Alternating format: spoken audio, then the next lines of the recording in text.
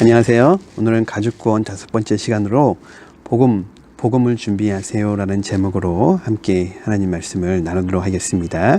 먼저 로마서 10장 13절부터 14절 함께 읽겠습니다. 로마서 10장 13절 14절입니다. 누구든지 주의 이름을 부르는 자는 구원을 얻으리라. 그런즉 저희가 믿지 아니하는 일을 어찌 부르리요? 듣지도 못한 일을 어찌 믿으리요?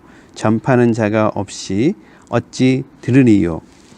어떤 제목상을 하는 한 분이 은행에 다니는 친구가 있었습니다. 둘은 매우 절친한 사이였고 신앙이 독실했던 친구는 어느 날 은행에 다니는 친구의 영혼을 걱정하며 기도했습니다. 하나님, 당신의 손가락을 그에게 대어 주소서.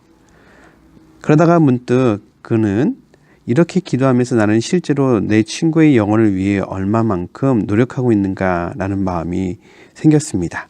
그래서 그 친구에게 찾아가 복음을 전하기로 했습니다. 친구가 방문하자 은행에 다니는 친구가 기분 좋게 맞이했습니다.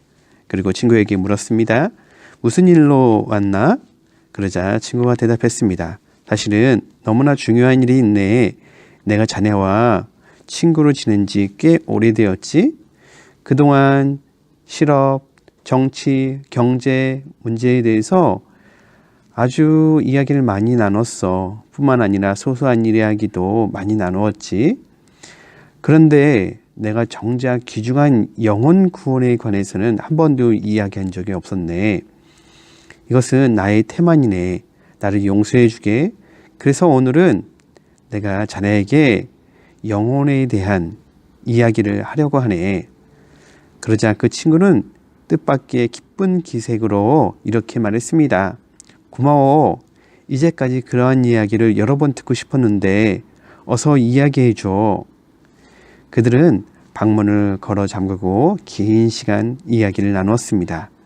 그리고 목재상을 하는 친구는 은행원에 근무하고 있는 친구에게 복음을 전했고 마침내 그 친구는 예수 그리스도를 영접하고 그리스도인이 되었습니다. 후에 목재상을 한 친구는 이렇게 이야기를 했습니다. 나는 하나님께서 나의 친구가 하나님의 손가락을 대어 달라고 기도했다. 그런데 나중에 나는 나야말로 그에게 대어야 할 손가락임을 깨달았다. 여러분, 이 이야기를 통해서 우리가 알 수 있는 게 뭘까요? 네. 우리가 많은 기도를 하죠. 우리 가족을 구원하기 위해. 그리고 누군가가 그에게 가서 복음을 전하기를 위해서도 기도하고 있고요.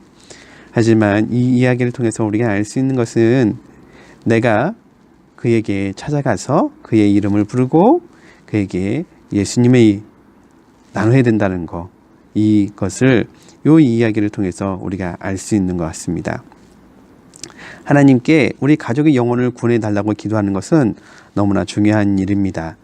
그들의 육체의 필요를 채워주며 자기를 헌신하며 섬기는 것도 반드시 필요합니다. 그러나 무엇보다 중요한 것은 우리가 입을 열어 복음을 전함으로써 우리가 하나님께 구하는 기도를 하나님께서 이루시게 하시는 것입니다. 우리 가족들에게 적극적으로 그리스도를 증거하지 못하는 이유 중에 하나가 용기입니다. 내 이야기 좀 들어주겠어? 하고 부탁하는 것이 멋쩍스럽기도 하고 그렇게 복음을 전하는 것이 높은 교육 수준을 지닌 현대인들에게 무식한 행동이 아닐까라고 주저합니다. 미국의 바이블 스터디를 창시한 도널드 그레이라는 분은 이렇게 말했습니다. 오늘날 자폐증 크리스천이 많다. 현대 크리스천들은 듣습니다. 오고 갑니다. 그들은 선교와 성경 공부를 이해한다는 반응을 보입니다. 그러나 그들은 말을 하지 않습니다. 자기에게 일어난 놀라운 일을 증거하지 않습니다. 자폐증은 원래 현실에서 멀어지고 자기의 내면 세계에 틀어박혀 사는 정신분열증을 말합니다. 현대 그리스도인들은 귀로 듣고 머리로 깨닫기는 하는데 삶으로 반응하지 않고 그들이 듣고 구원 얻은 복음을 전하려고 하지 않고 있습니다. 이것을 일컬어서 그는 자폐증 크리스천이라고 불렀습니다.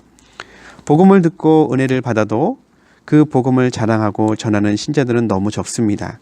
하나님께서 자기 가족을 구원해 달라고 눈물을 흘리며 기도하면서도 정작 가족에게 입을 열어 복음을 전하려고 하지 않습니다.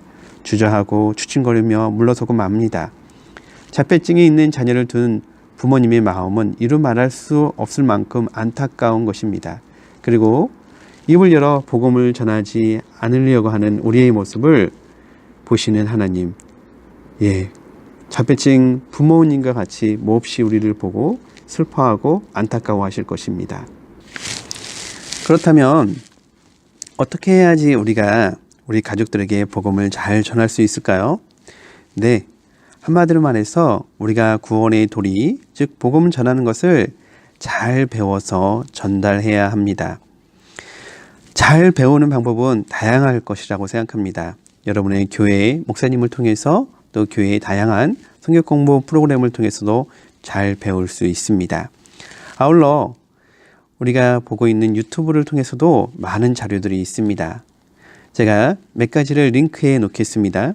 이 링크되어 있는 곳에 들어가셔서 여러분이 들으시고 보시고 배우시면 참 좋겠다고 생각합니다. 저는 크게 두 가지를 추천드리고 싶습니다. 첫 번째는 사형리. 사형리를 들어보셨습니까? 라고 시작되는 이 전도 방법에 대해서 여러분이 듣고 보고 배우셨으면 좋겠습니다. 다른 하나는 다리 예화라는 프로그램입니다. 굉장히 좋은 전도 방법 중에 하나입니다. 이 둘 중에 하나를 여러분이 오늘 바로 배워보십시오. 제가 링크 해놓겠습니다. 바로 배워보십시오. 그리고 나서 이것을 근거로 해서 여러분 가족들에게 복음을 전하시는 분이 되셨으면 합니다. 복음은 말을 해야 합니다. 최악의 경우 우리가 복음을 전하고 돌았었을 때 못난 인간이라는 손가락을 받는다 해도 우리는 복음을 말해야 합니다. 우리가 그들에게 복음을 전할 때 우리는 우리 자신의 자격으로 전하는 것이 아니라 예수 그리스도께서 보내신 사신의 자격으로 전하는 것입니다. 설마 여러분의 가족이 진지하게 복음을 전하는 여러분의 따귀를 때리겠습니까? 또 만약에 때린다면 좀 어떻습니까? 사도들은 복음을 전하다 채찍질을 당하고 그 이름을 위하여 능욕받는 일에 합당한 자로 여김을 기뻐했습니다. 그것이 그리스도인의 삶입니다. 바울은 예수 그리스도의 이름을 부르는 자는 구원을 얻을 것이라고 분명하게 전하고 있습니다. 자기를 구원해 주시도록 부르짖기 위해서 믿어야 하고 믿기 위해서는 들어야 합니다. 그리고 우리는 우리 가족들이 우리 주 예수 그리스도에 관한 소식을 들을 수 있게 전파하는 자로 부르심을 받은 사람입니다. 예수 그리스도의 피로 구원받은 우리는 이제 강물에 밧줄을 던져 떠내려가는 수많은 생명을 건져내는 인생을 살아야 합니다. 아무런 노력도 없이 내가 잘 살면 언젠가 내 가족들도 주님께 돌아오겠지 하는 소원만 품고 침묵하며 살아서는 안 됩니다. 우리의 할 일은 입을 열어 우리가 받은 구원의 기쁜 소식을 전하는 것입니다. 때를 얻든지 못 얻든지 우리 내내 부드러워 보이는 사람이든지 강박해 보이는 사람이든지 복음을 전하는 것이 그리스도인의 사신이 된 우리의 의무입니다. 담대하게 하나님의 사랑과 인간의 죄인됨과 죽음이라는 질병에 걸려 고통하는 우리의 처지와 우리의 구원자로 오신 예수 그리스도에 대해서 선포자로 사십시오. 예수 그리스도의 심장을 가지고 예수의 복음을 전하여 우리 모든 가족과 이 세상에게 구원의 열매가 맺혀질 수 있도록 하십시오. 기도하겠습니다. 하나님, 제가 우리 가족에게 복음 전하는 자로 살 수 있도록 도와주옵소서. 하나님, 제가 잘 모르면 열심히 배우게 해 주옵소서. 교회에서 또는 유튜브를 통해서 누굴 통해서든지 복음 전하는 것을 잘 배우게 하시고 이것을 통해서 우리 가족에게 확실하게 예수님을 증거하게 하옵소서. 예수님 이름으로 기도합니다. 네, 여러분 지금 링크에 두겠습니다. 이곳에 들어가시면 사형리와 다리 예화를 잘 배우실 수 있을 것입니다.